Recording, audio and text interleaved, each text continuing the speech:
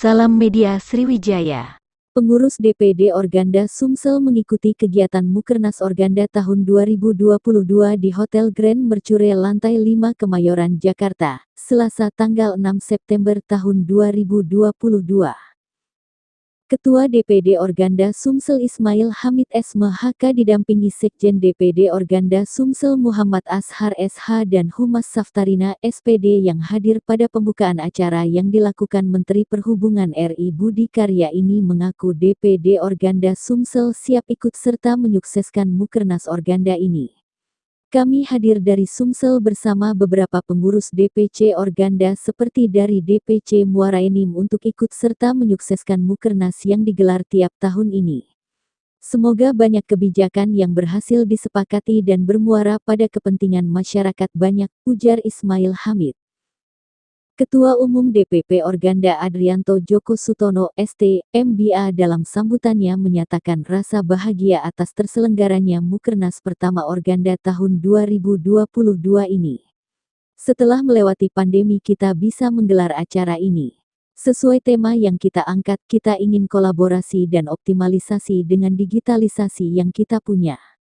Memperkuat pondasi Indonesia maju dan memperkokoh angkutan umum jalan untuk pulih lebih cepat dan bangkit lebih kuat melalui kolaborasi, optimalisasi dan digitalisasi, ujarnya. Menurutnya, Organda sudah berkoordinasi dengan berbagai pihak. Apa yang penting buat anggota sehingga bermanfaat buat semua. Dengan berkolaborasi kita berharap Mukernas ini bisa menjadi arahan kita untuk bekerja 1 tahun ke depan, kata Adrianto. Sementara itu sambutan Menhub Republik Indonesia Budi Karya yang sekaligus membuka Mukernas Organda tahun 2022 ini berharap Organda bisa menjadi mitra pemerintah.